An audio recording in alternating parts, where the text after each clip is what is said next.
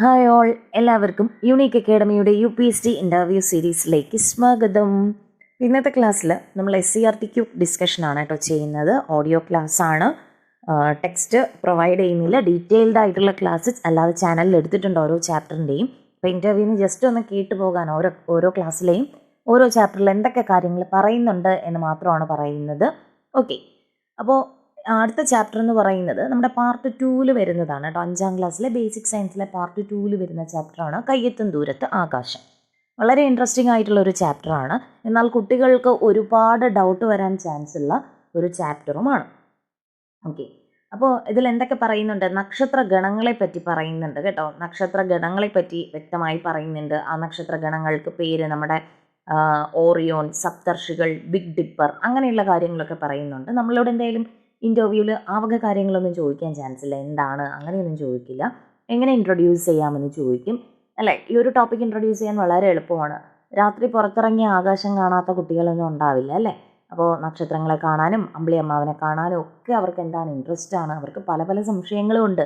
രാത്രി സൂര്യൻ എവിടെ പോകുന്നു, പകൽ അമ്പിളി അമ്മാവൻ എവിടെ പോകുന്നു, ഇങ്ങനെയുള്ള ഡൗട്ടുകളായിരിക്കും കൂടുതൽ വരുന്നത്. ഓക്കെ, പിന്നീട് നമുക്ക് ഗലീലിയോയെ പറ്റിയൊക്കെ പറയുന്നുണ്ട്. ആസ് നമ്മുടെ ഒരു കറണ്ട് അഫെയർ എന്ന നിലയ്ക്ക് ഇപ്പം നമ്മുടെ ചന്ദ്രയാൻ ആയിക്കോട്ടെ, സ്പെയ്ഡെക്സ് ആയിക്കോട്ടെ, അങ്ങനെ പല വിധത്തിലുള്ള ഉപഗ്രഹ വിക്ഷേപണങ്ങൾ നടക്കുന്ന ഒരു കാലഘട്ടമാണ്. അപ്പോൾ ഇവർക്ക് ക്യൂരിയോസിറ്റി ഉണ്ടാകും. ന്യൂസിലും പത്രത്തിലുമൊക്കെ ഉപഗ്രഹങ്ങളും അതുപോലെ റോക്കറ്റ് വിക്ഷേപിച്ചു അങ്ങനെയുള്ള കാര്യങ്ങളൊക്കെ കാണുമ്പോൾ അവർക്ക് ഡൗട്ടാകും. എന്താണ് ഉപഗ്രഹം, എന്തിനാണ് ഇത് യൂസ് ചെയ്യുന്നത്, ഉപഗ്രഹങ്ങൾ പോകുമ്പോൾ തീ താഴോട്ട് വരുന്നുണ്ടോ, തീ പോലെ കാണുന്നില്ലേ, എന്തൊക്കെയാണ് ടീച്ചറെ എന്നൊക്കെ പറഞ്ഞ് ചോദിക്കാം. അപ്പോൾ നമുക്ക് ആകാശ നിരീക്ഷണത്തിന് സഹായിക്കുന്ന സോഫ്റ്റ്വെയറുകൾ നമ്മളൊന്ന് പരിചയപ്പെട്ടിരിക്കണം. K-STAR, Stellarium. ഓക്കെ, ഇൻ്റർവ്യൂ നമ്മുടെ പോയിന്റ് ഓഫ് വ്യൂവിൽ നമ്മൾ അറിഞ്ഞിരിക്കേണ്ടതാണ്. ആകാശ നിരീക്ഷണത്തിന് സഹായിക്കുന്ന സോഫ്റ്റ്വെയറുകൾ ഏതൊക്കെയാണ്? K-STAR, Stellarium. അപ്പോൾ ഈ K-STAR, സ്റ്റെലേറിയം എന്നീ സോഫ്റ്റ്വെയറുകൾ ആകാശ നിരീക്ഷണത്തിന് സഹായിക്കുന്നതാണ്. ഇതൊക്കെ ജസ്റ്റ് ഒന്ന് ഫോണിൽ ഡൗൺലോഡ് ആക്കി നോക്കുക കേട്ടോ. ഈ ആപ്പുകളൊക്കെ ഒന്ന് ഡൗൺലോഡ് ആക്കി നോക്കുക. അപ്പോൾ ഓരോ ആപ്പിലെയും ഓരോ ഫീച്ചർ നമുക്ക് മനസ്സിലാകും. അപ്പോൾ മറന്നു പോവില്ല. ഓക്കെ, ഇനി നമ്മുടെ പരീക്ഷണങ്ങൾക്ക് ഇപ്പം നമ്മുടെ സുനിത വില്യംസും വില്യം മോറും ഒക്കെ എന്താണ് ബഹിരാകാശത്ത് പോയി മടങ്ങി വന്നവരാണ്. അപ്പോൾ ഈ ബഹിരാകാശത്തിൻ്റെ സവിശേഷതകൾ നമ്മൾ അറിഞ്ഞിരിക്കണം. ജസ്റ്റ് എന്തൊക്കെ സവിശേഷതകളാണ് ഉള്ളത്, എന്താണ് ബഹിരാകാശത്ത് വായു ഉണ്ടോ, ഭാരം അനുഭവപ്പെടുന്നുണ്ടോ, ജലമുണ്ടോ, ഇങ്ങനെയുള്ള കാര്യങ്ങൾ അറിഞ്ഞിരിക്കണം. അപ്പോൾ സുനിത വില്യംസ് ഒക്കെ പുറത്തിറങ്ങിയപ്പോൾ ഇങ്ങനെ എയറിൽ പോകുന്നത് പോലെയൊക്കെ കാണിച്ചിരുന്നു അല്ലേ. അവരുടെ ഭൂമിയുടെ ക്ലൈമറ്റുമായിട്ട് അവർക്ക് പൊരുത്തപ്പെടാൻ കുറച്ച് സാവകാശം വേണമെന്നൊക്കെ പറഞ്ഞിട്ട് ന്യൂസിൽ വളരെ വിശദമായിട്ടൊക്കെ കാണിച്ചിരുന്നു. അപ്പോൾ കുട്ടികൾക്ക് മനസ്സിലാവും അതെന്തേ അവർക്ക് പറ്റാത്തത്. അപ്പം നമ്മൾ പറഞ്ഞ് മനസ്സിലാക്കി കൊടുക്കണം. ബഹിരാകാശത്ത് എന്തില്ല, വായുവില്ല, അതുപോലെ തന്നെ ഭാരം അനുഭവപ്പെടുന്നില്ല. അവിടെ അവർ പറന്നാണല്ലേ നടക്കുന്നത്. അപ്പോൾ പെട്ടെന്ന് നമ്മളെ ഒരു സ്ഥലത്ത് നിന്ന് പറിച്ചു നടുമ്പോൾ അതിൻ്റേതായ ചേഞ്ചസ് നമ്മുടെ ബോഡിക്കും ഉണ്ടാകും അല്ലേ. നമുക്ക് മെൻ്റലായിട്ടും ഫിസിക്കലായിട്ടും ഒക്കെ ഉണ്ടാകും. പിന്നെ ബഹിരാകാശത്ത് ജലമില്ല, ആ വക കാര്യങ്ങൾ ഓർത്തിരിക്കുക. ഇനി ചിലപ്പോൾ എന്താണ് ബഹിരാകാശം എന്ന് ചോദിച്ചാൽ നമ്മുടെ ഭൂമിയുടെ അന്തരീക്ഷത്തിന് പുറത്തുള്ള വായുരഹിതമായ സ്ഥലം അല്ലേ. നമ്മുടെ ഭൂമിക്ക് ഒരു അന്തരീക്ഷമുണ്ട്, അറ്റ്മോസ്ഫിയർ ഉണ്ട്. അതിന് പുറത്തു വരുന്ന വായുവൊന്നും ഇല്ലാത്തൊരു സ്ഥലത്തെയാണ് നമ്മൾ ബഹിരാകാശം എന്ന് പറയുന്നത്. അതുപോലെ ബഹിരാകാശത്ത് നിന്ന് തന്നെ നിരീക്ഷണങ്ങൾ നടത്താനും പരീക്ഷണങ്ങൾ ചെയ്യാനുമായിട്ട് ബഹിരാകാശത്തൊരുക്കിയ പരീക്ഷണശാലയാണ് ബഹിരാകാശ നിലയങ്ങളെന്ന് പറയുന്നത്. ഇനി ഓരോ രാജ്യങ്ങളുടെയും ബഹിരാകാശ നിലയങ്ങളൊന്ന് ഓർത്തിരിക്കുക. നമ്മുടെ അന്താരാഷ്ട്ര ബഹിരാകാശ നിലയം എന്ന് പറയുന്നത് നമ്മുടെ 5 രാജ്യങ്ങളുടെ ബഹിരാകാശ ഏജൻസികളുടെ കൂട്ടായ പ്രവർത്തനത്തിലാണ് വർക്ക് ചെയ്യുന്നത്. ഈ അന്താരാഷ്ട്ര ബഹിരാകാശ നിലയത്തിൽ ഉൾപ്പെടുന്ന 5 രാജ്യങ്ങൾ ഏതൊക്കെയാണ്? ഒന്ന് നമ്മുടെ അമേരിക്ക അല്ലേ, അമേരിക്ക ഉണ്ട്. അതുപോലെ Russia, Japan, Europe, Canada. Okay, അന്താരാഷ്ട്ര ബഹിരാകാശ നിലയത്തിൻ്റെ കൺട്രോളുള്ള 5 രാജ്യങ്ങളാണ് America, Russia, Japan, Europe, Canada. ഇനി ഓരോരുത്തരുടെയും ബഹിരാകാശ നിലയങ്ങളുടെ പേര് ഓർത്തിരിക്കുക. അമേരിക്കയുടെ ബഹിരാകാശ നിലയമാണ് നാസ അല്ലേ. അമേരിക്കയുടെ ബഹിരാകാശ നിലയമാണ് നാസ എന്ന് പറയുന്നത്. റഷ്യയുടേതാണെങ്കിലോ റോസ് കോസ്മോസ്. റഷ്യയുടെ ബഹിരാകാശ നിലയം റോസ് കോസ്മോസ്. ജപ്പാന്റെ ആണെങ്കിലോ ജാക്സ. ESA എന്ന് പറയുന്നത് നമ്മുടെ യൂറോപ്പിൻ്റെതാണ്, യൂറോപ്പ്. കാനഡയുടേത് CSA. ഓക്കെ, ഇനി ബഹിരാകാശ നിലയങ്ങളുടെ സേവനങ്ങൾ എന്തൊക്കെയാണത് നമുക്ക് പറയാം. നമുക്ക് അസ്ട്രോളജി ആയിക്കോട്ടെ, കാലാവസ്ഥ ആയിക്കോട്ടെ, ഭൗതിക ശാസ്ത്രം തുടങ്ങിയ വിവിധ ശാസ്ത്ര മേഖലകളിൽ ഒരു സയൻറ്റിഫിക് റിസർച്ച് നടത്താനായിട്ട് നമുക്ക് ബഹിരാകാശ നിലയം സഹായിക്കുന്നുണ്ട്. അതുപോലെ ബഹിരാകാശ പേടകങ്ങളും ഉപകരണങ്ങളും പരിശോധിക്കുന്നതിനും അറ്റകുറ്റപ്പണികളിലും ഒക്കെ ചെയ്യുന്നതിന് സഹായിക്കുന്നുണ്ട്. ഇനി ഭാവിയിൽ നമുക്ക് ചന്ദ്രനിലേക്കും ചൊവ്വയിലേക്കുമുള്ള ദീർഘകാല ദൗത്യങ്ങളുടെ ഇടത്താവളമായിട്ടൊക്കെ ഉപയോഗിക്കാം, അല്ലെ? നമുക്ക് പോയി ഫസ്റ്റ് ഒക്കെ എടുക്കാനുള്ള സ്ഥലമായിട്ട് ബഹിരാകാശ നിലയം മാറ്റാം. ഓക്കെ, അപ്പോൾ ഇതൊക്കെ ജസ്റ്റ് ഒന്ന് ഓർത്തിരിക്കുക കേട്ടോ. ആ ഒരു ചാപ്റ്ററിൽ എന്താണ് കണ്ടന്റ് പറയുന്നതെന്ന് ഇത് കുട്ടികൾക്ക് ഈ ഒരു ബഹിരാകാശ നിലയങ്ങളൊക്കെ നമുക്ക് ICT യൂസ് ചെയ്ത് കാണിച്ചു കൊടുക്കാവുന്നതാണ്. ജസ്റ്റ് ഇങ്ങനെ പറഞ്ഞു പോവാതെ നാസയുടെ ഒരു ഇമേജോ അല്ലെങ്കിൽ അവിടുത്തെ വർക്കിങ്ങോ ഒക്കെ നമുക്ക് കാണിച്ചു കൊടുക്കാവുന്നതാണ്. ഇനി അടുത്ത GK പാർട്ടിൽ നമ്മൾ അറിഞ്ഞിരിക്കേണ്ടത് ലോകത്തിലെ ആദ്യത്തെ ബഹിരാകാശ നിലയം എന്ന് പറയുന്നത് സോവിയറ്റ് യൂണിയനാണ് സ്ഥാപിക്കുന്നത്. ലോകത്തിലെ ആദ്യത്തെ ബഹിരാകാശ നിലയം സോവിയറ്റ് യൂണിയൻ്റേതാണ്. അതിൻ്റെ പേര് സല്യൂട്ട് ഫസ്റ്റ്, അല്ലേ? ആദ്യം തന്നെ പോയി സല്യൂട്ട് കൊടുത്ത് നോർത്താൽ മതി, അല്ലെ? സല്യൂട്ട് ഫസ്റ്റ് ലോകത്തിലെ ആദ്യത്തെ ബഹിരാകാശ നിലയമാണ്. അത് സോവിയറ്റ് യൂണിയൻ്റേതാണ്. ഇനി അമേരിക്കയുടെ ആദ്യത്തെ ബഹിരാകാശ നിലയത്തിൻ്റെ പേരാണ് സ്കൈലാബ്. സ്കൈലാബ് അമേരിക്കയുടെ ബഹിരാകാശ നിലയത്തിൻ്റെ പേരാണ്. ഇനി മിർ എന്ന് പറയുന്നത് നമ്മുടെ സോവിയറ്റ് യൂണിയൻ്റെ തന്നെ ബഹിരാകാശ കേന്ദ്രമായിരുന്നു. ഇനി ടിയാൻഗോങ് സ്റ്റേഷൻ, ടിയാൻഗോങ് എന്ന് പറയുന്ന പേര് കേൾക്കുമ്പോൾ തന്നെ അറിയാം, അല്ലേ? ടിയാൻഗോങ് നമ്മുടെ ചൈനയുടെ ബഹിരാകാശ നിലയങ്ങളാണ്.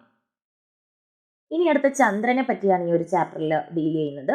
ചന്ദ്രന്റെ ആദ്യത്തെ പ്രത്യേകത എന്ന് പറയുന്നത് നമ്മുടെ ഭൂമിയുടെ ഏക ഉപഗ്രഹമാണ്, അല്ലേ? ചന്ദ്രൻ, അല്ലെ? ഭൂമിക്ക് ഉപഗ്രഹം ഉണ്ടോ എന്ന് ചോദിച്ചാൽ നമ്മൾ ആ സമയത്ത് ബ്ലാങ്ക് അടിക്കരുത്. ഉണ്ട്, ചന്ദ്രനാണ് ഭൂമിയുടെ ചിലപ്പോൾ അവർ നമ്മളെ കൺഫ്യൂസ് അടുപ്പിക്കാൻ ചോദിക്കാം, ആ ഭൂമിയുടെ 2-3 ഉപഗ്രഹങ്ങളുടെ പേര് പറയോ? അപ്പോൾ തന്നെ നമ്മുടെ കിളി പോവും. 2-3 ഉപഗ്രഹങ്ങളോ അങ്ങനെ ഞങ്ങൾ ഓർത്തിട്ടില്ലല്ലോ. അപ്പോൾ ഒറ്റ ഉപഗ്രഹമേ ഉള്ളൂ. ഭൂമിയുടെ ഒരൊറ്റ ഉപഗ്രഹമാണ് ചന്ദ്രൻ എന്ന് പറയുന്നത്. ഭൂമിയിൽ നിന്നും നമ്മുടെ ചന്ദ്രനിലേക്കുള്ള അകലം 3.84 ലക്ഷം കിലോമീറ്ററാണ്.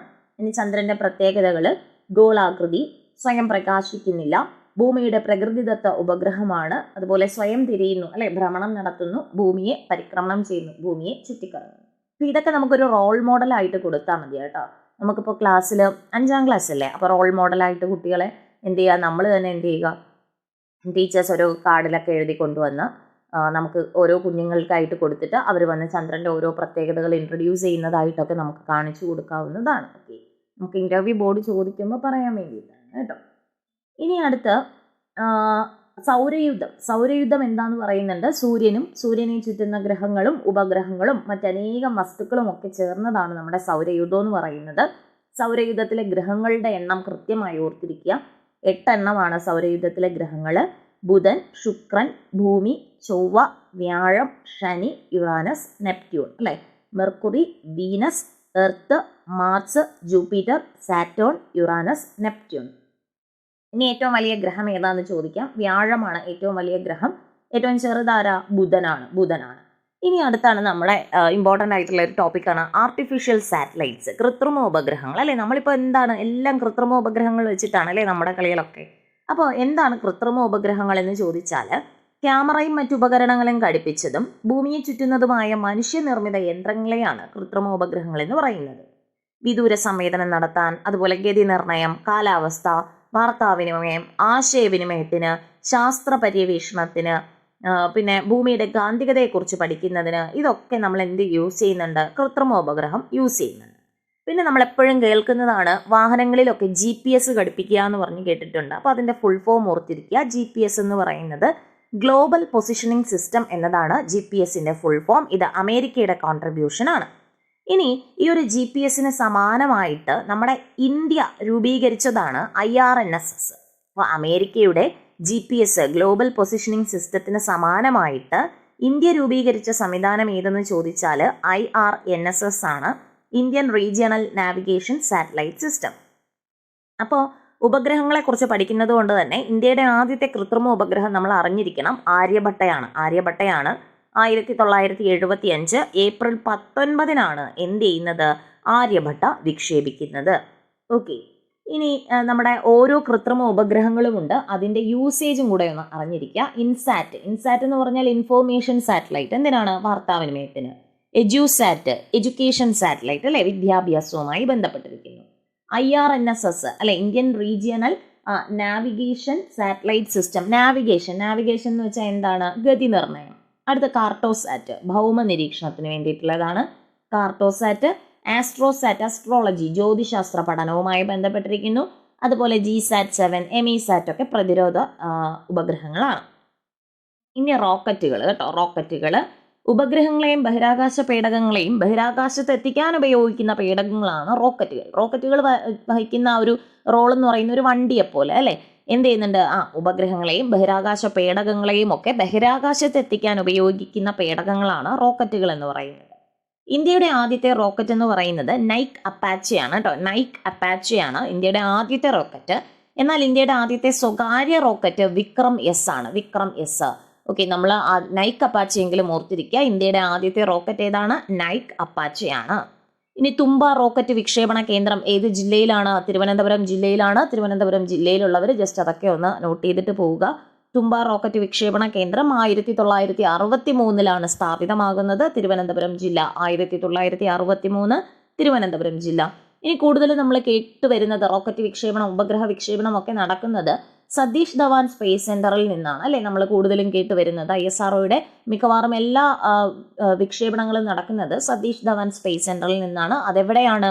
ആന്ധ്രാപ്രദേശാണ്. ആന്ധ്രാപ്രദേശിലെ ശ്രീഹരിക്കോട്ടയിൽ നിന്നാണ്. 1971 ഇത് പ്രവർത്തനം ആരംഭിക്കുന്നത്. സതീഷ് ധവാൻ സ്പേസ് സെന്റർ 1971 പ്രവർത്തനം ആരംഭിക്കുന്നത്. ഇനി ഇന്ത്യൻ ബഹിരാകാശ പദ്ധതിയുടെ പിതാവാണ് വിക്രം സാരാഭായ്. ഇന്ത്യൻ ബഹിരാകാശ പദ്ധതിയുടെ പിതാവാണ് വിക്രം സാരാഭായ് എന്ന് പറയുന്നത്. ഇദ്ദേഹമാണ് നമ്മുടെ ISROയുടെ അല്ലെ ഇസ്രോയുടെ ആദ്യത്തെ ചെയർമാൻ എന്ന് പറയുന്നത്. ഓക്കെ, ഇനി ISROയുമായി ബന്ധപ്പെട്ട് എന്താ ഓർത്തിരിക്കേണ്ടത്? ഫുൾ ഫോം ഓർത്തിരിക്കുക. Indian space research organisation. Indian space research organisation 1969 August 15 സ്ഥാപിതമായത്. ഇതിന്റെ ഹെഡ്ക്വാർട്ടേഴ്സ് ബംഗളൂരു ആണ് കേട്ടോ. ബംഗളൂരു ആണ്. നമ്മുടെ വിക്രം സാരാഭായി ആണ് ഇതിന്റെ സ്ഥാപക ചെയർമാൻ എന്ന് പറയുന്നത്. ഇനി ചന്ദ്രയാത്രകൾ, ഇപ്പൊ ചന്ദ്രയാൻ 3 ഒക്കെ വന്നില്ലേ, അപ്പൊ അതുകൊണ്ട് ചന്ദ്രയാത്രകൾ ജസ്റ്റ് ഒന്ന് വായിച്ചു വെച്ചിട്ട് പോവുക. നമ്മുടെ മനുഷ്യനാദ്യമായി ചന്ദ്രനിൽ എത്തിയത് എന്നായിരുന്നു? 1969 ജൂലൈ 21. ആ ജൂലൈ 21 നമ്മൾ ചാന്ദ്രദിനം, മൂൺ ഡേ ആയിട്ട് ആചരിക്കുന്നത് അല്ലെ. 1969 ജൂലൈ 21 മനുഷ്യൻ ആദ്യമായിട്ട് ചന്ദ്രനിലെത്തിയത്. ആരൊക്കെയായിരുന്നു? നീൽ ആംസ്ട്രോങ്ങും എഡ്വിൻ ആൽഡ്രിനും. നീൽ ആംസ്ട്രോങ്ങും എഡ്വിൻ ആൽഡ്രിനും. ഇനി അടുത്ത് ഓർത്തിരിക്കുക, ഇവരെത്തിയ പേടകം എന്ന് പറയുന്നത് അപ്പോളോ 11 എന്ന പേടകത്തിലാണ് ഇവർ ചന്ദ്രനിലെത്തുന്നത്. ഈ ഒരു അപ്പോളോ 11 എന്ന പേടകത്തെ നിയന്ത്രിച്ചിരുന്ന വ്യക്തി ഈയിടെയാണ് അന്തരിച്ചത്. അപ്പോൾ അതൊരു കറണ്ട് അഫെയർ എന്നുള്ള നിലയ്ക്ക് ഓർത്തിരിക്കുക. മനുഷ്യൻ ആദ്യമായി ചന്ദ്രനിൽ കാലുകുത്താൻ സഹായിച്ച അപ്പോളോ 11 എന്ന പേടകത്തിന്റെ, നമ്മുടെ ഭാഷയിൽ പറഞ്ഞ ഡ്രൈവറാണ് അല്ലെ, അതിനെ നിയന്ത്രിച്ച ബഹിരാകാശ സഞ്ചാരി ആരാണ്? മൈക്കൽ കോളിൻസ് ആണ്. മൈക്കൽ കോളിൻസ് ആണ്. ഓക്കെ, അത്യാവശ്യം വലിയൊരു ചാപ്റ്റർ ആണേ. അപ്പോൾ എങ്ങനെ ഇൻട്രൊഡ്യൂസ് ചെയ്യാമെന്ന് ചോദിച്ചാൽ നമ്മുടെ ഡെയിലി ലൈഫ് സിറ്റുവേഷൻ തന്നെയാണ്. ആകാശം കാണിക്കുക, അതുപോലെ നമുക്ക് വാക്കുകൾ കൊണ്ട് പറയാൻ പറ്റാത്ത കാര്യങ്ങൾ നമുക്ക് എന്ത് ചെയ്യുക, കുട്ടികൾക്ക് വീഡിയോ കാണിച്ചു കൊടുക്കാം. അതുപോലെ റോൾ മോഡൽസ് ചെയ്യാം. കുട്ടികൾക്ക് തന്നെ അസൈൻമെന്റ്സ് കൊടുക്കാം. ചന്ദ്രന്റെ പ്രത്യേകതകളൊക്കെ അവർക്ക് തന്നെ കൊടുക്കാവുന്നതാണ് കേട്ടോ. ഇനി ഇന്ത്യയുടെ ചാന്ദ്രദൗത്യം, നമ്മളിപ്പോൾ ചന്ദ്രയാൻ 1, ചന്ദ്രയാൻ 2, ചന്ദ്രയാൻ 3 വരെ നമ്മൾ എത്തി നിൽപ്പുണ്ട്. ഓരോന്നും വിക്ഷേപിച്ച ഡേറ്റ് ഒന്ന് ഓർത്തിരിക്കുക. Chandrayaan 1 2008 October 22. Chandrayaan 1 2008 October 22. Chandrayaan 2 2019 July 22. 2019 July 22 Chandrayaan 2 എന്ന് പറയുന്നത്. ചന്ദ്രയാൻ 3 എന്ന് പറയുന്നത് എന്താണ്? 2023 ജൂലൈ 14 അല്ലെ. 3/23 അപ്പോൾ ചന്ദ്രയാൻ 3 2023 ജൂലൈ 14. ഇനി മംഗൾയാൻ ഉണ്ട്. മംഗൾയാൻ എന്ന് പറയുന്നത് ഇന്ത്യയുടെ നമ്മുടെ ചൊവ്വ പരീക്ഷണമാണ് അല്ലെ. ചൊവ്വ പരീക്ഷണമാണ് മംഗൾയാൻ എന്ന് പറയുന്നത്. അതുപോലെ തന്നെ ഗഗൻയാൻ ഗഗൻയാൻ എന്താണ്? മനുഷ്യനെ ബഹിരാകാശത്ത് എത്തിക്കാനുള്ള ഇന്ത്യയുടെ ദൗത്യമാണ് ഗഗൻയാൻ എന്ന് പറയുന്നത്. പിന്നെ ആദിത്യ L1 സൂര്യനെ കുറിച്ച് പഠിക്കാൻ, സൗരാന്തരീക്ഷത്തെ കുറിച്ച് പഠിക്കാനുള്ള കൊറോണോഗ്രാഫി ബഹിരാകാശ പേടകമാണ് ആദിത്യ L1. ഓക്കെ, ആദിത്യ L1ന്റെ ലക്ഷ്യം എന്ത് ചെയ്യുക? സൂര്യന്റെ കൊറോണയെ കുറിച്ച് പഠിക്കുക. അത് തന്നെയാണ് ആദിത്യ L1ന്റെ ലക്ഷ്യം എന്ന് പറയുന്നത്. അത് 2023 സെപ്റ്റംബർ 2 വിക്ഷേപിക്കുന്നത് കേട്ടോ. 2023 സെപ്റ്റംബർ 2 എന്ത് ചെയ്യുക? ആദിത്യ L1ന്റെ ലക്ഷ്യങ്ങൾ എന്തൊക്കെയാണെന്ന് നോക്കാം. നമ്മുടെ സൗരാന്തരീക്ഷത്തിന്റെ സംയോജനവും ചലനാത്മകതയും ഒക്കെ മനസ്സിലാക്കാൻ സഹായിക്കുന്നു. സൗരവാതത്തിന്റെ വിതരണം, താപനിലയിൽ ഉണ്ടാകുന്ന ഏറ്റക്കുറച്ചിലുകളുടെ പഠനം, അതുപോലെ ബഹിരാകാശത്തെ കാലാവസ്ഥ, കൊറോണൽ ഹീറ്റിംഗ് തുടങ്ങിയവയെക്കുറിച്ചുള്ള പഠനങ്ങളൊക്കെ നടത്താനായിട്ട് ആദിത്യ L1 ലക്ഷ്യം വെക്കുന്നുണ്ടായിരുന്നു. ഓക്കെ, അപ്പോൾ ഇത്രയേ ഉള്ളൂ ഈ ഒരു ചാപ്റ്റർ. അത്യാവശ്യം കണ്ടന്റ് ഉള്ള ഒരു ചാപ്റ്ററാണ്. ഏറ്റവും ഇമ്പോർട്ടൻ്റ് ആയിട്ടുള്ള പോയിന്റ്സ് ആണ് പറഞ്ഞു പോയത്. ഡീറ്റെയിൽഡ് ആയിട്ട് ലൈൻ ബൈ ലൈൻ ക്ലാസ് വേണമെന്നുള്ളവർ ജസ്റ്റ് പ്ലേലിസ്റ്റിലൊന്ന് നോക്കുക. സ്റ്റാൻഡേർഡ് 5 ന്യൂ SCERT ചെയ്തിട്ടുണ്ട്. ഈ ചാപ്റ്റർ സെലക്ട് ചെയ്ത് ജസ്റ്റ് ഒന്ന് കേൾക്കുക. ഓക്കെ, ഇനി അടുത്ത ചാപ്റ്ററാണ് ഊർജ്ജ സ്രോതസ്സുകൾ. അല്ലെ, ഊർജ്ജ സ്രോതസ്സുകളാണ് അല്ലെ, നമ്മുടെ എനർജിയുമായി ബന്ധപ്പെട്ടിരിക്കുന്നതാണ്. അപ്പോൾ എനർജിയുമായി ബന്ധപ്പെട്ടിരിക്കുന്ന ഒരു ചാപ്റ്ററാണ്. നമുക്ക് ആദ്യം തന്നെ എന്ത് ചെയ്യുക, ജസ്റ്റ് ഒരു ആക്ടിവിറ്റിയോട് കൂടി ഒരു ചാപ്റ്റർ തുടങ്ങാവുന്നതാണ്. നമുക്ക് പറ്റുമെങ്കിൽ കുട്ടികളെ എന്ത് ചെയ്യുക, ഗ്രൗണ്ടിൽ കൊണ്ടുപോവുക. ബഹളമൊന്നും വെക്കാതെ നമ്മൾ നോക്കേണ്ടി വരും. അപ്പോൾ ആ ഒരു രീതിയിലുള്ള ക്വസ്റ്റ്യൻസ് ഒക്കെ വരാം. അല്ലെങ്കിൽ നമ്മൾ ക്ലാസ് മുറിയിൽ എന്ത് ചെയ്യുക, അറേഞ്ച് ചെയ്യുക അല്ലെ, ക്ലാസ് മുറിയിൽ തന്നെ കുഞ്ഞുങ്ങൾക്ക് എന്ത് ചെയ്യുക, ഒരു എക്സസൈസ് വാമപ്പ് പോലെ ഓടാനും ചാടാനും ഒക്കെ പറയുക. അടുത്തുള്ള ക്ലാസ്സിന് ബുദ്ധിമുട്ടുണ്ടാക്കാത്ത രീതിയിലുള്ള കാര്യങ്ങൾ കൊടുക്കുക. അപ്പോൾ ഒബിയസ്ലി ഇവരെന്ത് ചെയ്യും, ആദ്യം കളിച്ചതുപോലെ ആയിരിക്കില്ല അവസാനത്തിലോട്ട് വരുന്നത്, ടയേർഡാവും അല്ലേ. ആ ഒരു ടയേർഡ്നെസ്സിൽ നിന്ന് നമുക്ക് പിടിച്ച് ഊർജം എന്നുള്ള ഒരു ടോപ്പിക്, എനർജി എന്നുള്ള ടോപ്പിക്ക് നമുക്ക് എന്ത് ചെയ്യാൻ പറ്റും, ഇൻട്രൊഡ്യൂസ് ചെയ്യാനായിട്ട് കഴിയും. അപ്പോൾ പ്രവൃത്തി ചെയ്യാനുള്ള കഴിവാണ് ഊർജം എന്ന് പറയുന്നത്. പ്രവൃത്തി ചെയ്യാനുള്ള കഴിവാണ് എന്ത്, ഊർജം എന്ന് പറയുന്നത്. ഇനി നമ്മൾ എന്തിനൊക്കെയാണ് ഊർജം ഉപയോഗിക്കുന്നത് എന്ന് കുഞ്ഞുങ്ങളോട് തന്നെ ചോദിക്കുക. എനർജി, അപ്പോൾ അവർക്കറിയാവുന്ന ഒരു എനർജി ആരോഗ്യപരമായിട്ടുള്ള എനർജി ആയിരിക്കും. അപ്പോൾ നമ്മൾ പറഞ്ഞു കൊടുക്കുക, നമ്മൾ ആദ്യം ഒന്ന് തുടങ്ങി കൊടുത്താൽ അവർക്ക് മനസ്സിലാവും. നമ്മൾ ആഹാരം പാചകം ചെയ്യാനായിട്ട് ഊർജം ഉപയോഗിക്കുന്നു.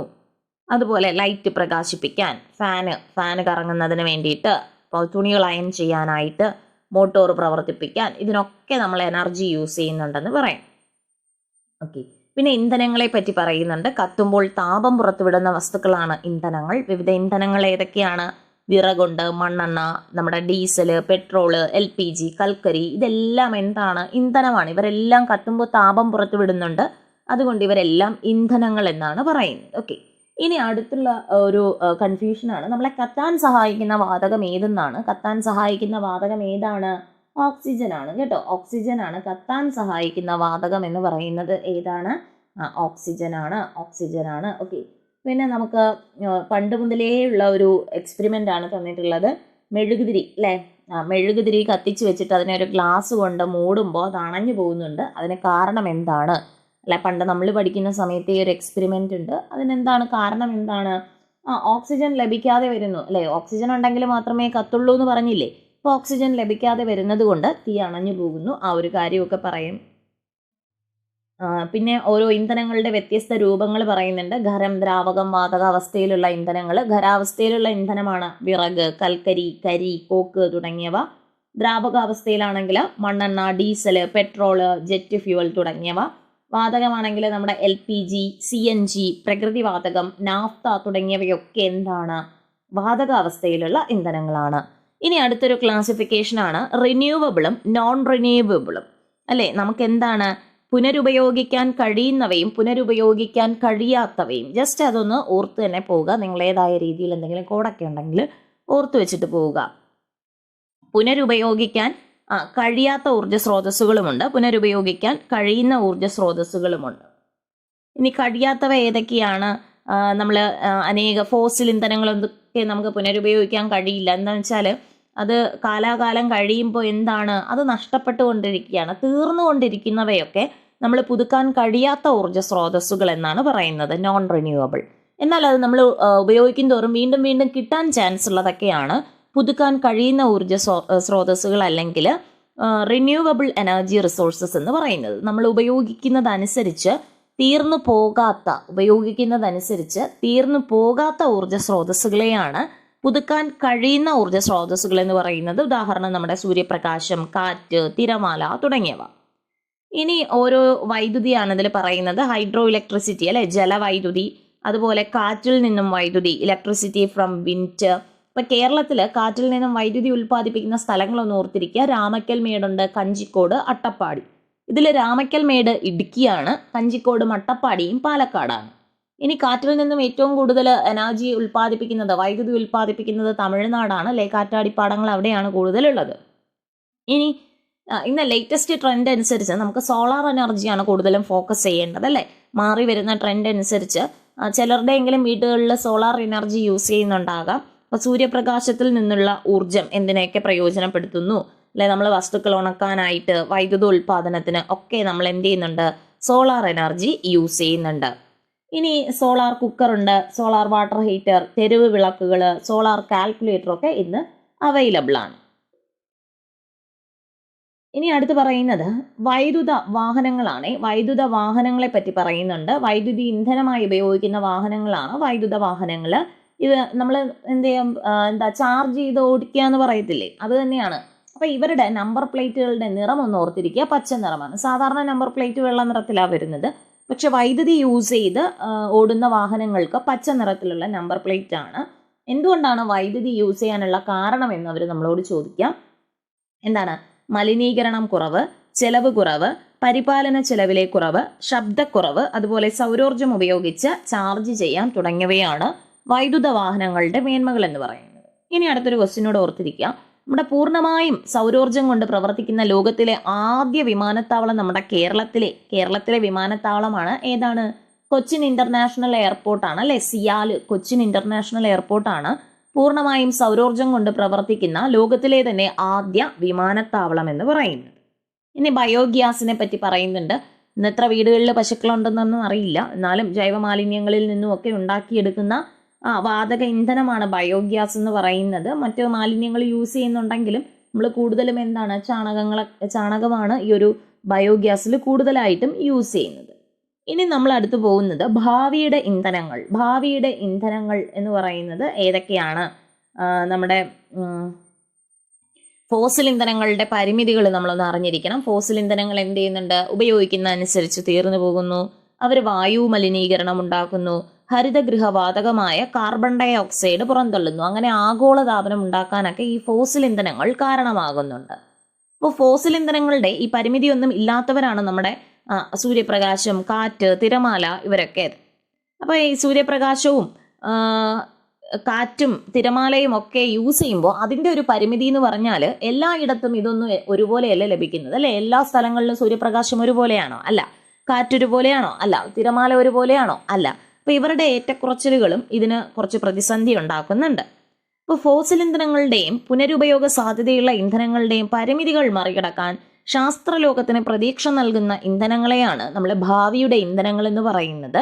അതിന് ഉദാഹരണമാണ് നമ്മുടെ ഹൈഡ്രജൻ ഭാവിയുടെ ഇന്ധനമാണ്. അതുപോലെ ജൈവ ഡീസലിനെയും ഒരു ഭാവിയുടെ ഇന്ധനമായിട്ട് കണക്കാക്കുന്നുണ്ട്. ഓക്കെ, അപ്പോൾ ഇത്രയും കാര്യങ്ങളാണ് ഈ ഒരു ചാപ്റ്ററിൽ ഇൻക്ലൂഡ് ചെയ്തിട്ടുള്ളത്. ഓക്കെ, ഇനി അടുത്ത ചാപ്റ്റർ എന്ന് പറയുന്നത് ഇന്ദ്രിയജാലം എന്നാണ്. അടുത്ത ചാപ്റ്ററിൻ്റെ പേര് ഇന്ദ്രിയജാലം. കേട്ടോ, നമ്മുടെ സെൻസ് ഓർഗൻസുമായി ബന്ധപ്പെട്ടുകൊണ്ടുള്ള ഒരു ചാപ്റ്ററാണ്. കുട്ടികൾക്ക് വളരെയധികം ഇഷ്ടപ്പെട്ട ഒരു ചാപ്റ്ററാണ് ഈ ഒരു സെൻസ് ഓർഗൻസ് എന്ന് പറയുന്ന ചാപ്റ്റർ.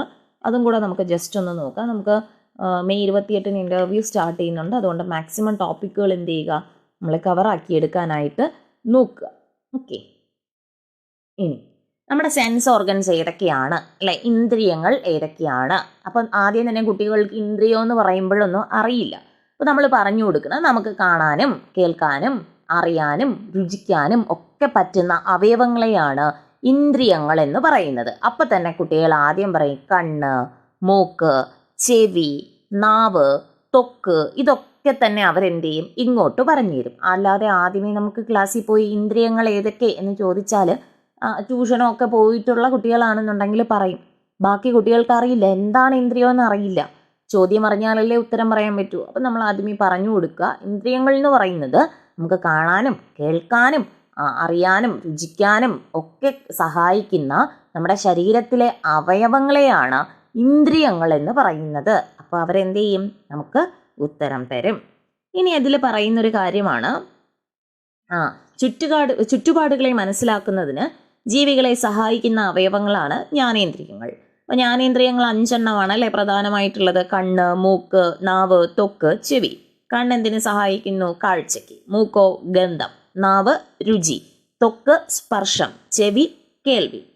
ഇനി മരയോന്തിൻ്റെ ഒരു പ്രത്യേകതയാണ് പറയുന്നത്. ഒരേ സമയം കണ്ണുകളെ വ്യത്യസ്ത ദിശകളിലേക്ക് ചലിപ്പിച്ച് ചുറ്റുമുള്ള കാഴ്ചകൾ കാണാൻ കഴിയുന്ന ജീവിയാണ് മരയോന്ത്. ഇനി മൂങ്ങയാവട്ടെ, തലയുടെ നേരെ മുൻഭാഗത്തായിട്ട് വലിയ കണ്ണുകളുള്ള പക്ഷിയാണ് മൂങ്ങ. ഈ മൂങ്ങയ്ക്കൊരു കഴിവുണ്ട്, കഴുത്ത് 360 ഡിഗ്രിയിൽ കറക്കാനായിട്ട് പറ്റും. കഴുത്ത് പുറകോട്ട് തിരിച്ച് പുറകിലെ കാഴ്ചകളും കാണുവാൻ മൂങ്ങയ്ക്ക് സാധിക്കും. അപ്പോൾ മരയോന്തെന്ന് പറയുന്നത് എന്താണ്? മറയോന്ത് ഒരേ സമയം കണ്ണുകളെ വ്യത്യസ്ത ദിശകളിലേക്ക് ചലിപ്പിച്ച് ഇരു ദിശകളിലെയും കാഴ്ചകൾ കാണുന്നയാൾ മറയോന്ത്. എന്നാൽ മൂങ്ങയ്ക്കാണെങ്കിലോ കഴുത്ത് പുറകോട്ട് തിരിച്ചു വെച്ചിട്ട് പുറകിലെ കാഴ്ച കാണാനും പറ്റും. പൂച്ചയ്ക്കാണെങ്കിലോ പൂച്ചയ്ക്ക് നേരിയ വെളിച്ചത്തിൽ പോലും കാഴ്ച സാധ്യമാകുന്ന ഒരു ജീവിയാണ് പൂച്ച എന്ന് പറയുന്നത്. പൂച്ചയുടെ കണ്ണിലെ കൃഷ്ണമണി പകൽ വെളിച്ചത്തിൽ ചുരുങ്ങിയും രാത്രിയിൽ പരമാവധി വികസിച്ചുമാണ് കാണപ്പെടുന്നത്.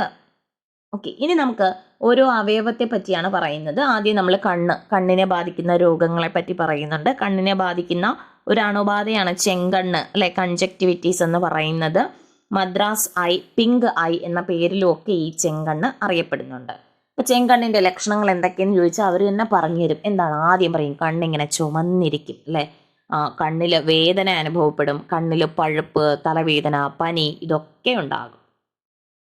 ഇനി അടുത്ത് നമ്മൾ പറഞ്ഞു കൊടുക്കേണ്ടത്, എന്തുകൊണ്ടാണ് ഈ ഒരു ടോപ്പിക്ക് ഈ ഒരു ക്ലാസ്സുകളിൽ ഇൻട്രൊഡ്യൂസ് ചെയ്യുന്നത് എന്ന് ചോദിച്ചാൽ വെറുതെ അറിഞ്ഞിരിക്കാനാണോ? അല്ലേ, നമ്മുടെ ക്ലാസ്സുകളിൽ ഡിഫറൻ്റ്ലി ഏബിൾഡ് ആയിട്ടുള്ള പല കുഞ്ഞുങ്ങളും ഉണ്ടാകും. അപ്പോൾ അവരെക്കുറിച്ച് അവരുടെ കൂടെ പഠിക്കുന്ന സഹപാഠികൾക്കും അതുപോലെ ആ ഒരു പരിമിതി എന്താണ്, അതിനെ എങ്ങനെ ഓവർകം ചെയ്യാം, അവരെ എങ്ങനെ സപ്പോർട്ട് ചെയ്യണം, ആ വക കാര്യങ്ങളൊക്കെ കുട്ടികളിലേക്ക് എത്തിച്ചു കൊടുക്കുക എന്നുള്ളതാണ് ഈ ഒരു ചാപ്റ്ററിൻ്റെ പ്രധാനപ്പെട്ട ലക്ഷ്യം എന്ന് പറയുന്നത്. ഇതിൽ കൂടുതലും വരുന്നത് കാഴ്ചയും കേൾവിയുമായി ബന്ധപ്പെട്ടുകൊണ്ടുള്ള പരിമിതികളാണ്, അല്ലെ. പണ്ടൊക്കെ കണ്ടിട്ടുണ്ട്, കുട്ടികൾ എന്ത് ചെയ്യും, കണ്ണ് കാണാത്തവരെ കളിയാക്കുന്നുണ്ട്, കേൾവി കുറവുള്ളവരെ കളിയാക്കാറുണ്ട്. പക്ഷെ ഇന്ന് കാലം മാറുന്നു, കുട്ടികൾക്ക് മനസ്സിലാകുന്നു ഇതൊന്നും ആരും സ്വയം ഉണ്ടാക്കിയെടുക്കുന്ന പരിമിതികളല്ല, ജന്മനായോ അല്ലെങ്കിൽ എന്തെങ്കിലും അപകടകരമായോ ഇട്ടൊക്കെ സംഭവിക്കുന്നവരാണ് അല്ലെങ്കിൽ സംഭവിക്കുന്നതാണ്. അവരെയും കൂടെ നമ്മൾ ചേർത്ത് നിർത്തേണ്ടതാണ് എന്നുള്ള തോന്നലൊക്കെ കുട്ടികൾക്ക് ഉണ്ടാക്കി കൊടുക്കുക എന്നുള്ളതാണ് ഈ ഒരു ചാപ്റ്ററിൻ്റെ ലക്ഷ്യം. വെറുതെ നമ്മൾ ഈ ഒരു ചാപ്റ്ററിൻ്റെ കണ്ടന്റ് പറഞ്ഞ് അല്ലെങ്കിൽ പഠിപ്പിച്ചു പോകാതെ നമുക്ക് കുട്ടികളിലേക്ക് കണ്ണ് കാണാത്തവരെ അല്ലെങ്കിൽ കേൾവി കുറവുള്ളവരെ അകറ്റി നിർത്താതെ അവരെയും കൂടെ ചേർത്ത് നിർത്താനുള്ള ഒരു മനോഭാവം വളർത്തിയെടുക്കുക എന്നുള്ളതാണ് ഒരു ടീച്ചർ എന്ന നിലയ്ക്ക് നമുക്ക് ഏറ്റവും കൂടുതൽ ചെയ്യാനായിട്ട് ഉള്ളത്. പരീക്ഷയ്ക്ക് മാർക്ക് വാങ്ങുക എന്നതിലുപരി എന്ത് ചെയ്യുക, ആ കുട്ടിയെ ഒരു സാമൂഹിക ബോധമുള്ളൊരു പൗരനാക്കി മാറ്റിയെടുക്കുക എന്ന് പറയുന്നത് ഒരു ടീച്ചറിൻ്റെ കടമയാണ്. ഓക്കെ, അപ്പോൾ നമുക്ക് സ്നെല്ലൻ ചാർട്ടിലോട്ട് വരാം. സ്നെല്ലൻ ചാർട്ട് എന്ന് പറയുന്നത് കാഴ്ചശക്തി പരിശോധിക്കാനുള്ള ഒരു ചാർട്ടാണ് സ്നെല്ലർ ചാർട്ട് എന്ന് പറയുന്നത്. ഈ 6 മീറ്റർ അകലെ നിന്നിട്ടാണ് ഈ ഒരു നമ്മുടെ കാഴ്ച ടെസ്റ്റ് ചെയ്യുന്നത്. മുകളിൽ നിന്ന് താഴേക്ക് വരുന്തോറും വലിപ്പം കുറഞ്ഞു വരും, അക്ഷരങ്ങൾ കുറേ എഴുതിയേക്കും, അല്ലേ. ആദ്യം ഏറ്റവും മുകളിൽ ഏറ്റവും വലിയ അക്ഷരത്തിൽ, അടുത്ത് തൊട്ട് താഴെ കുറച്ചുകൂടെ ചെറുതായിട്ട്, തൊട്ട് താഴെ കുറച്ചുകൂടെ ചെറുതായിട്ട്, അങ്ങനെ താഴോട്ട് വരുന്തോറും അക്ഷരങ്ങളുടെ വലിപ്പം എന്ത് ചെയ്യുന്നുണ്ട്, കുറഞ്ഞു വരുന്നതാണ് സ്നെല്ലൻ ചാർട്ട് എന്ന് പറയുന്നത്. ഇത് ലോഗ്മാർ ചാർട്ട് എന്ന പേരിലും അറിയപ്പെടുന്നുണ്ട്. 7 വരികളിലായിട്ടാണ് ഈ ഒരു അക്ഷരങ്ങളെ എഴുതിയിരിക്കുന്നത്. 7 വരികളിലായിട്ടാണ്, അതുകൂടെ ഒന്ന് ഓർത്തിരിക്കുക. ഇനി ഈ കാഴ്ച വൈകല്യമുള്ളവർ ഉപയോഗിക്കുന്ന ഒരു വടി പോലുള്ള ഇതാണ് എന്ത്, സ്മാർട്ട് കെയിൻ എന്നൊക്കെ പറയുന്നത്. സ്മാർട്ട് കെയിനാണ് കേട്ടോ, സ്മാർട്ട് കെയിനാണ്. കാഴ്ച വെല്ലുവിളി നേരിടുന്നവർക്ക് സഹായകമായ സംവിധാനങ്ങൾ നമ്മുടെ ഓർബിറ്റൽ റീഡർ ഉണ്ട്, tactile keyboard, talk back app, braillet box, digital braille state, tactile watch, lookout app, ജാസ്, സ്മാർട്ട് കെയിന്, വൈറ്റ് കെയിന്, ഇതൊക്കെ എന്താണ്, അന്ധരായ ആളുകൾ യൂസ് ചെയ്യുന്നതാണ്. ഇനി ഈ അന്ധരായ ആളുകൾ സുരക്ഷിതമായി സഞ്ചരിക്കാൻ ഉപയോഗിക്കുന്ന വെളുത്ത വടിയാണ് വൈറ്റ് കെയിൻ എന്ന് പറയുന്നത്. കണ്ടിട്ടില്ലേ, വൈറ്റ് കെയിൻ അവരിങ്ങനെ മടക്കി വെച്ചേക്കും, അത് വൈറ്റ് കെയിൻ ആണ്. അതുപോലെ തന്നെ അന്ധരായ ആളുകൾ എഴുതാനും വായിക്കാനും ഉപയോഗിക്കുന്ന ലിപി ഏതെന്ന് ചോദിച്ചാൽ അത് ബ്രെയിൽ ലിപിയാണ്. ഇനി കേൾവി, അല്ലെ, കേൾവിയുമായി ബന്ധപ്പെട്ടുള്ള കാര്യങ്ങൾ ഈ ഒരു ചാപ്റ്ററിൽ പറയുന്നുണ്ട്. കോക്ലിയർ ഇംപ്ലാന്റ് ശസ്ത്രക്രിയ എന്താണ് എന്ന് നോക്കിയിട്ട് പോവുക. എന്താണ്, ജന്മനായുള്ള കേൾവി തകരാറുകൾ പരിഹരിക്കാനുള്ള മാർഗം ഏതാണ്, കോക്ലിയർ ഇംപ്ലാന്റ് ശസ്ത്രക്രിയയാണെന്ന് ഓർത്തിരിക്കുക. അപ്പോൾ ചെവിക്കുള്ളിലെ കോക്ലിയ മാറ്റിവെക്കുന്ന ശസ്ത്രക്രിയയാണ് കോക്ലിയർ ഇംപ്ലാന്റ് ശസ്ത്രക്രിയ എന്ന് പറയുന്നത്. ഇനി ഗന്ധത്തിന്റെ കാര്യം പറയുന്നുണ്ട്. രുചി, അല്ലെ, രുചിയൊക്കെ നമുക്കറിയാവുന്നതാണ്. സ്പർശനം, അല്ലെ, സ്പർശനത്തിലൂടെ വസ്തുക്കളെ തിരിച്ചറിയാൻ സഹായിക്കുന്ന അവയവം ത്വക്കാണ്. പിന്നെ ത്വക്കിന് നിറം നൽകുന്ന വർണ്ണവസ്തു ഏതാണ്, മെലാനിനാണ്. ത്വക്കിന്റെ ഉപരിഭാഗം നിർമ്മിതമായിരിക്കുന്ന പ്രോട്ടീൻ ഏതാണ്, കെരാറ്റിൻ. ഓക്കെ, ഇനി നമുക്ക് ജസ്റ്റ് ഇതിനെക്കുറിച്ചുള്ള പഠനങ്ങൾ ഒന്ന് അറിഞ്ഞിരിക്കുക. എന്തൊക്കെയാണ് ഓരോന്നിനെയും കുറിച്ചുള്ള പഠനങ്ങൾ എന്ന് പറയുന്നത്. മൂക്കിനെ കുറിച്ചുള്ള പഠനം അറിയപ്പെടുന്ന പേരെന്താണ്, റിനോളജി. ഗന്ധമാണെങ്കിലോ ഓൾഫാക്ടോളജി. ചെവി ഓട്ടോളജി, കേൾവി ഓഡിയോളജി, കണ്ണ് ഒഫ്താൽമോളജി, ത്വക്ക് ഡെർമറ്റോളജി, നാവ് ഗ്ലോസോളജി, സ്വാദാണെങ്കിൽ ന്യൂറോ ഗാസ്ട്രോണമി. ഇപ്പോൾ ഓരോന്നിനെയും കുറിച്ചുള്ള പഠനം. റിനോളജി എന്താണ്? മൂക്കിനെ കുറിച്ച്. ഓൾഫാക്ടോളജി ഗന്ധം അല്ലെ, സ്മെല്ല്. ഓട്ടോളജി ചെവി, ഓഡിയോളജി കേൾവി, ഒഫ്താൽമോളജി കണ്ണ്, ഡെർമറ്റോളജി ത്വക്ക്, പിന്നെ ഗ്ലോസോളജി നാവ്, ന്യൂറോ ഗാസ്ട്രോണമി സ്വാദ്. ഓക്കെ, അപ്പോൾ ഇത്രയും കാര്യങ്ങളാണ് ഈ ഒരു ചാപ്റ്ററിൽ പറയുന്നത്.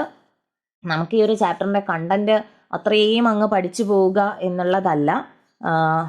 നമുക്ക് ഈ ഒരു 5ാം ക്ലാസ്സിൽ എന്തൊക്കെ പഠിക്കാനുണ്ടെന്ന് ചോദിച്ചാൽ നമുക്ക് പറയത്തക്ക രീതിയിലാണ് കേട്ടോ. എന്തൊക്കെ 5ാം ക്ലാസ്സിൽ അടങ്ങിയിട്ടുണ്ട്, 5ാം ക്ലാസ്സിലെ പുതിയ ടെക്സ്റ്റ് ബുക്കുകളിൽ ഏതൊക്കെ ചാപ്റ്റർ ഉണ്ട്, ഓരോ ചാപ്റ്ററും ഇൻട്രൊഡ്യൂസ് ചെയ്യാൻ നമുക്ക് അറിയാമായിരിക്കും. എന്തെങ്കിലുമൊക്കെ ഡെയിലി ലൈഫ് ഇൻസിഡൻറ്റുമായി ബന്ധപ്പെടുത്തി നമ്മൾ പറയുക.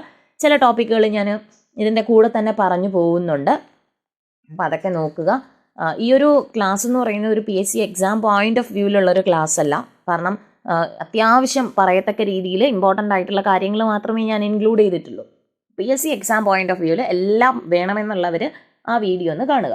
ഇനി നമുക്ക് ഇതിൽ ഒരു ചാപ്റ്ററും കൂടെ 5ാം ക്ലാസ്സിലേതുള്ളൂ, അതും കൂടെ നമുക്കൊന്ന് ജസ്റ്റ് ഒന്ന് നോക്കാം. ഇൻ്റർവ്യൂവിന് മുമ്പ് നമുക്ക് എന്ത് ചെയ്യുക, മാക്സിമം ഒന്ന് കവറാക്കുക കേട്ടോ. അപ്പോൾ ഈ ഒരു ചാപ്റ്ററോടെ ആകുമ്പോൾ 5ാം ക്ലാസ് കവറാകും. 5ാം ക്ലാസ്സിലെ അവസാനത്തെ ചാപ്റ്ററാണ് ജന്തുജാലങ്ങൾ അല്ലെ, ജന്തുജാലങ്ങൾ. അപ്പോൾ ആദ്യം തന്നെ കുഴിയാനയുടെ കാര്യമാണ് പറയുന്നത്. പണ്ടുള്ള കുട്ടികളൊക്കെ എന്താണ്, കുഴിയാനയെ വാവാ പാലും പഴവും തരാന്നൊക്കെ പറഞ്ഞിട്ടുള്ള ഒരു ഇതില്ലേ, അതൊക്കെ പറഞ്ഞിങ്ങനെ കളിക്കുമായിരുന്നു അല്ലേ. മണ്ണൊക്കെ ഇങ്ങനെ ഇളക്കിയിട്ട് കുഴിയാമയെ പിടിക്കുന്ന, കുഴിയാന എന്നൊക്കെ പറയുന്നുണ്ട്. അതിനെ പിടിക്കുന്ന ഒരു പരിപാടി ഉണ്ടായിരുന്നു, ഞാനും ചെയ്തിട്ടുണ്ട്. അപ്പോൾ ഈ കുഴിയാന എന്ന് പറയുന്നത് ഏത് പ്രാണിയുടെ ലാർവയാണ് എന്ന് ഓർത്തിരിക്കുക. ഇത് നമ്മുടെ ന്യൂ SCERT മാത്രം സ്പെസിഫിക് ആയിട്ട് വന്നുള്ള ഒരു ടേമാണ്, അതുകൊണ്ടൊന്ന് ഓർത്തിരിക്കുക. ആൻറ്റ്ലയൻ ലേസ് വിങ്. ഇപ്പോൾ കുഴിയാന ആരുടെ ലാർവയാണ്? ആൻറ്റ്ലയൻ ലേസ് വിങ്ങിൻ്റെ ലാർവയാണ് എന്ന് ഓർത്തിരിക്കുക. ഇനി എന്താണ് രൂപാന്തരണം, മെറ്റാമോർഫോസിസ് എന്ന് പറയുന്നത്? നമ്മുടെ മുട്ട വിരിഞ്ഞുണ്ടാകുന്ന ലാർവ വിവിധ വളർച്ചാഘട്ടങ്ങളിലൂടെ കടന്ന് മാതൃജീവിയോട് സാദൃശ്യമുള്ളതായി മാറുന്ന മാറ്റമാണ് രൂപാന്തരണം അല്ലേ. ചില ജീവികൾക്ക് അവയുടെ മുട്ട വിരിഞ്ഞുണ്ടാകുന്ന കുഞ്ഞുങ്ങൾക്ക് മാതൃജീവിയോട് സാദൃശ്യമുണ്ടാകുന്നില്ല. എന്നാൽ മുട്ട വിരിഞ്ഞുണ്ടാകുന്ന ലാർവ വിവിധ വളർച്ചാഘട്ടങ്ങളിലൂടെ കടന്നുപോയി മാതൃജീവിയോട് സാദൃശ്യമുള്ളതായി മാറുന്ന മാറ്റമാണ് രൂപാന്തരണം, മെറ്റാമോർഫോസിസ് എന്ന് പറയുന്നത്. ഓക്കെ, അതിൽ പാറ്റയുടെ ജീവിതചക്രമൊക്കെ പറയുന്നുണ്ട്. പാറ്റ കുഞ്ഞുങ്ങൾ അറിയപ്പെടുന്ന പേരെന്താണ്? നിംഫ് എന്നാണ് കേട്ടോ. പാറ്റ കുഞ്ഞുങ്ങൾ അറിയപ്പെടുന്ന പേര് നിംഫ് എന്നാണ്. ഈ രൂപാന്തരണമൊക്കെ കാണാനായിട്ട് കുഞ്ഞുങ്ങൾക്ക് വളരെ ഇൻട്രസ്റ്റിംഗ് ആയിരിക്കും. പണ്ടൊക്കെ ടീച്ചേഴ്സ് എക്സ്പെരിമെൻ്റ് ആയിട്ട് തന്നിട്ടുണ്ട്. ഇതുപോലെ ഏതെങ്കിലും മുട്ടകൾ വിരിയിച്ച് അതിൻ്റെ വിവിധ രൂപങ്ങൾ വരച്ചു കൊണ്ടുവരാനും കണ്ടു മനസ്സിലാക്കാനും ഒക്കെ, പുഴുക്കളുടെയൊക്കെ. പക്ഷെ ഇന്ന് അതൊക്കെ റിസ്ക്കിയാണ് അല്ലേ. കൂടുതൽ നമ്മൾ എന്താണ്, ICT തന്നെയാണ് ആശ്രയിക്കുന്നത് ഓരോ ഘട്ടങ്ങളിലൂടെയും അവരുടെ വളർച്ച. ഇനി നമുക്ക് ഏറ്റവും നമ്മുടെ ചെടികളൊക്കെ ഫേസ് ചെയ്യുന്ന ഒന്നാണ് കീടങ്ങൾ അല്ലേ. ഈ കീടങ്ങൾ എന്ത് ചെയ്യും? ഈ പ്രാണികളുടെ മുട്ട വിരിഞ്ഞുണ്ടാകുന്ന പുഴുക്കൾ അത് വസിക്കുന്ന ഇലകളും മറ്റ് ഭാഗങ്ങളുമൊക്കെ ആഹാരമാക്കുന്നതിനാൽ അവരെന്ത് ചെയ്യും? കൃഷിക്ക് ദോഷകരമായി ബാധിക്കും. അപ്പോൾ ചെടികൾക്കിടയിൽ ചെണ്ടുമല്ലി എന്ന് പറയുന്ന ചെടി വളർത്തിയാൽ കീടബാധ കുറയ്ക്കാം എന്നൊക്കെ പറയുന്നുണ്ട്. ചെണ്ടുമല്ലിയിൽ കുറച്ച് രാസവസ്തുക്കൾ അടങ്ങിയിട്ടുണ്ട്. അപ്പോൾ ഇതെന്ത് ചെയ്യും? കീടങ്ങളെ അകറ്റുന്നുണ്ട് എന്നാണ് പറയുന്നത്. ഇനി നമ്മുടെ കാർഷിക വിളകൾക്ക് ദോഷം ചെയ്യുന്ന കീടങ്ങളാണ് തണ്ടുതുരപ്പൻ പുഴു, കൊമ്പൻ ചില്ലി, പഴയീച്ച, തെങ്ങോലപ്പുഴു, ഇലചുരുട്ടിപ്പുഴു തുടങ്ങിയവ. ഇനി സുഗന്ധവ്യഞ്ജനങ്ങളും അവയിലടങ്ങിയിരിക്കുന്ന രാസവസ്തുക്കളെയും പറ്റി പറയുന്നുണ്ട്. ഏലത്തിലാണെങ്കിൽ ആൽഫ ടെർപ്പിനോൾ ആണ്, ഏലത്തിലെ ആൽഫ ടെർപ്പിനോള്. കുരുമുളകില് ക്യാപ്സൈസിൻ, ഗ്രാമ്പു ആണെങ്കിൽ യൂജനോൾ, കറുവപ്പട്ട സിനമാൽഡിഹൈഡ് തുടങ്ങിയവ. ഇനി ശലഭങ്ങളെ പറ്റി പറയുന്നുണ്ട്, ചിത്രശലഭങ്ങളെ പറ്റിയൊക്കെ പറയുന്നുണ്ട് കേട്ടോ. രാത്രിയിൽ കാണപ്പെടുന്ന ശലഭങ്ങളാണ് നിശാശലഭങ്ങൾ എന്ന് പറയുന്നത്.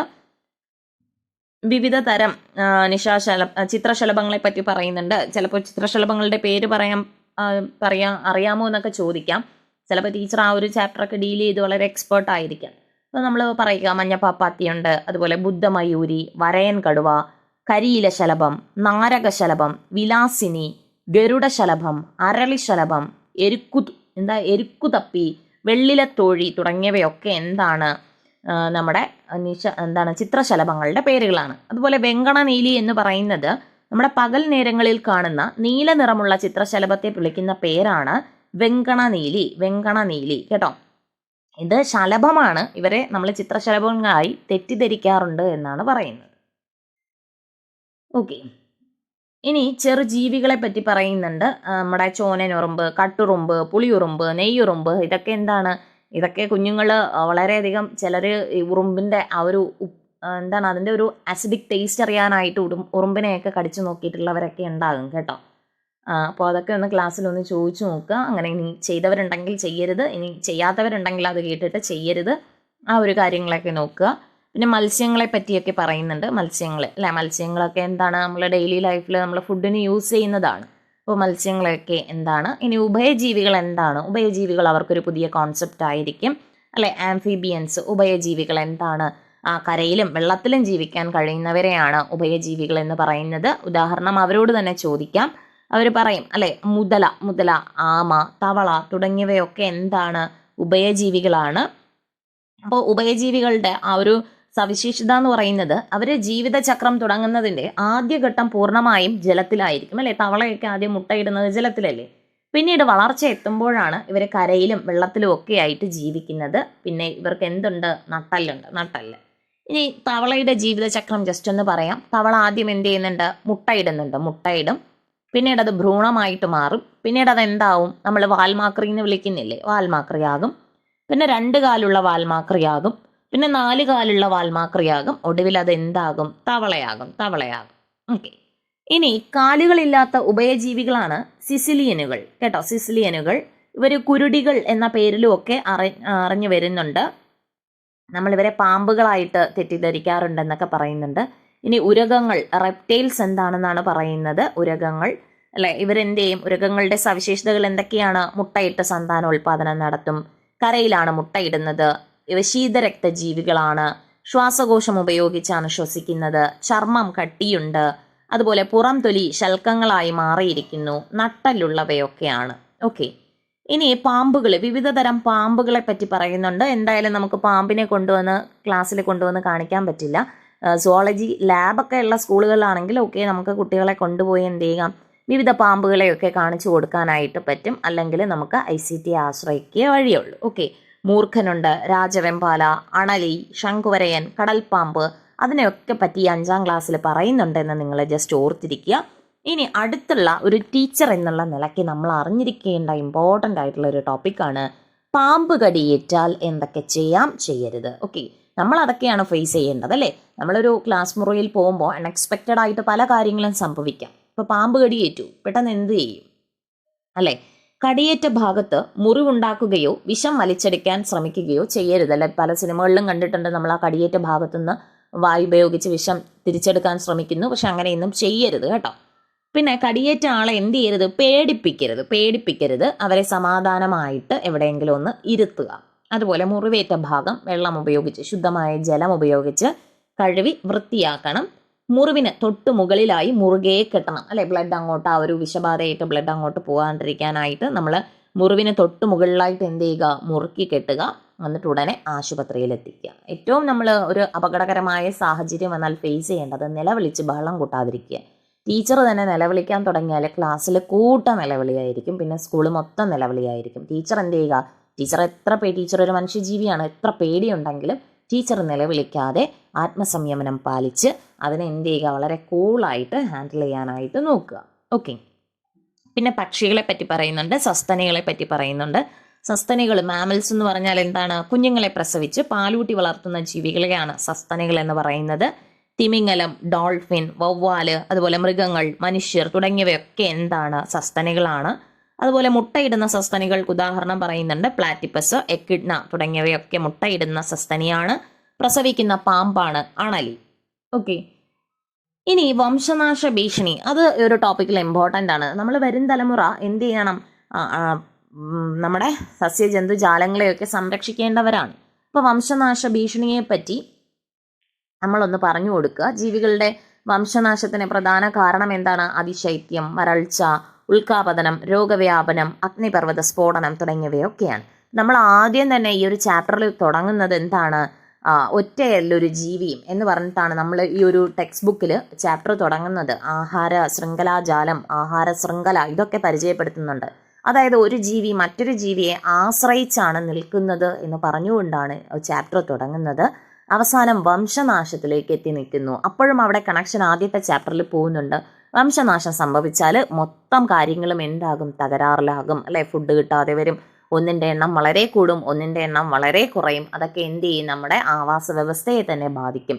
ഈ ഒരു ഐഡിയയോടുകൂടിയാണ് ഈ 5ാം ക്ലാസ്സിലെ ബേസിക് സയൻസ് ചാപ്റ്റർ അവസാനിക്കുന്നത്. കണ്ടോ, നമ്മുടെ ബ്രൂണറുടെ സ്പൈറൽ കരിക്കുലമാണ് ഇവിടെ ഫോളോ ചെയ്തിരിക്കുന്നത്. ആദ്യം എന്താണ്, നമുക്ക് വളരെ ബേസിക് ആയിട്ടുള്ള ഫുഡ് ചെയിനിൽ നിന്നൊക്കെ തുടങ്ങി ഒറ്റയല്ലൊരു ജീവിയും അങ്ങനെ തുടങ്ങിയിട്ട് അടുത്തൊരു വ്യാധികൾ പടരാതിരിക്കാൻ ജീവികൾ ഉണ്ടായി. ഇനി അടുത്ത രോഗങ്ങളെ പറ്റി പറയുന്നുണ്ട്. അതുപോലെ അവർക്ക് ആവശ്യമായിട്ടുള്ള ജലത്തെ പറ്റി പറയുന്നുണ്ട്. പിന്നെ അടുത്ത് പറയുന്നത് അവരുടെ തന്നെ വംശവർദ്ധനവ് അല്ലെ, ജീവനുള്ള വിത്തുകൾ വഴി. പിന്നെ അടുത്തൊരു ടോപ്പിക്ക് മാറി നിൽക്കുന്നത് നമ്മുടെ കയ്യെത്തും ദൂരത്ത് ആകാശവും ഊർജ്ജ സ്രോതസ്സുകളുമാണ്. പിന്നെ ഇന്ദ്രിയ ജാലത്തെ പറ്റി പറയുന്നുണ്ട്, സെൻസ് ഓർഗൻസ്, ജീവികളൊക്കെ ആയിട്ട് ബന്ധപ്പെട്ടത്. അവസാനം ജന്തുജാലങ്ങളിൽ വന്ന് ചാപ്റ്റർ നിൽക്കുന്നു. തുടങ്ങിയതും അവസാനിക്കുന്നതും തമ്മിൽ വളരെ വലിയൊരു ബന്ധത്തോടു കൂടിയാണ് ഈ ഒരു 5ാം ക്ലാസ്സിലെ പുതിയ ടെക്സ്റ്റ് ബുക്കിലെ പാഠഭാഗങ്ങൾ അവസാനിക്കുന്നത്. അപ്പോൾ ഈ ഒരു ടെക്സ്റ്റ് ബുക്കിനെ പറ്റി ചോദിച്ചാലും പറയാൻ കഴിയണം, ആദ്യം തുടങ്ങുന്നത് ഇങ്ങനെയാണ്, അവസാനിപ്പിക്കുന്നത് ഇങ്ങനെയാണ്, അത് തമ്മിലുള്ള റിലേഷൻസ് ഇങ്ങനെയൊക്കെയാണ് എന്ന് പറഞ്ഞ് നമുക്ക് പറയാനായിട്ട് കഴിയണം. ഇതോടുകൂടി 5ാം ക്ലാസ്സിലെ ബേസിക് സയൻസ് ടോപ്പിക്ക് നമ്മൾ കംപ്ലീറ്റ് ആക്കിയിട്ടുണ്ട്. ഒരു ഇൻ്റർവ്യൂ പോയിന്റ് ഓഫ് വ്യൂവിൽ ഇത്രയൊക്കെ അറിയുന്നത് തന്നെ ധാരാളമാണ് കേട്ടോ. ഓക്കെ, അപ്പോൾ എല്ലാവരും നന്നായിട്ട് പഠിക്കുക. ഇതിൻ്റെ ഒക്കെ ഡീറ്റെയിൽഡ് ക്ലാസ് വേണമെന്നുള്ളവർ ഞാൻ അതിൻ്റെ പ്ലേലിസ്റ്റ് കൊടുത്തേക്കാം, അത് ഓരോ ചാപ്റ്ററായിട്ട് കണ്ടു നോക്കാവുന്നതാണ്. ഓക്കെ, അപ്പോൾ എല്ലാവരും നന്നായിട്ട് പഠിക്കുക, റിവൈസ് ചെയ്യുക. Happy learning. Thank you all.